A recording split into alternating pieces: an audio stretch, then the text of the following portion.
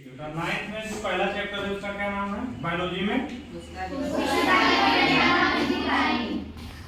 क्या है कोशिका जीवन की आधारभूत इकाई cell is basic unit of life. कोशिका जो होती है क्या होती है? जीवन की आधारभूत इकाई होती है। प्रत्येक जीव जो होते हैं का छोटी छोटी कोशिकाओं से मिल करके मतलब बहुत सारे हजारों कोशिकाओं से मिलकर बने होते हैं। कुछ एक कोशिकीय जीव होते हैं तो केवल एक कोशिका के बने। जैसे होता है क्या नाम अमीबा होता है।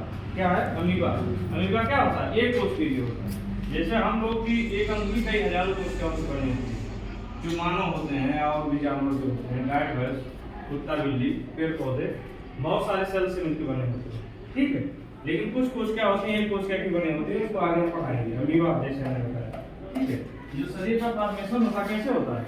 कोशिका सबसे पहले क्या होती है? कोशिका ढेर सारी कोशिका मिलकर किसका फॉर्मेशन करते हैं? ऊतक का। टिश्यू जिसे बोलते हैं इंग्लिश में। और ढेर सारे टिश्यू मिलकर क्या बनाते हैं?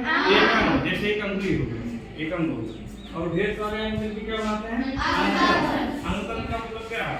हमारे शरीर में बेटे बहुत सारे अंगतंत्र पाए जाते हैं।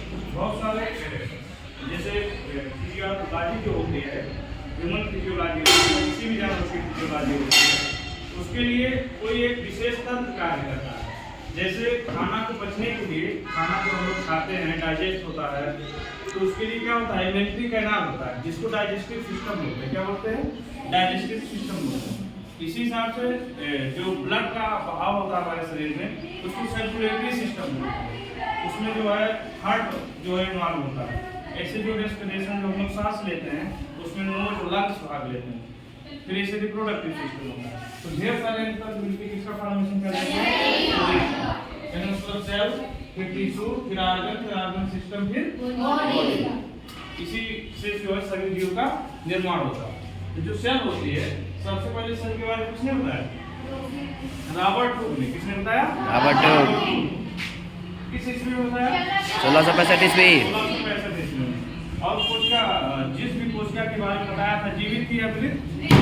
मृत कोशिका थी। क्या थी? मृत कोशिका थी। और उसके बाद फिर जीवित कोशिका के बारे में किसने बताया? एंटोनियो लीवनहाग ने। किसने बताया? एंटोनियो लीवनहाग ने। किस ईस्वी में बताया? 1674। और किसने देखा था?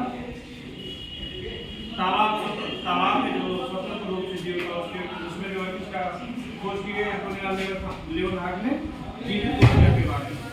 समझ गए? और कौन सी सूक्ष्मदर्शी का प्रयोग किया था? सूक्ष्मदर्शी का प्रयोग किया।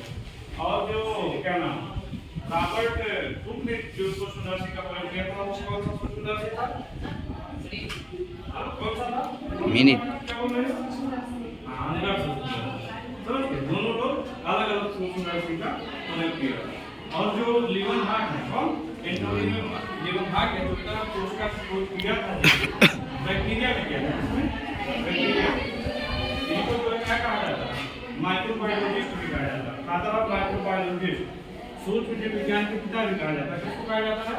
एंटोनियो लीवनहाग। ठीक है, यहाँ तक आते हैं इसके आगे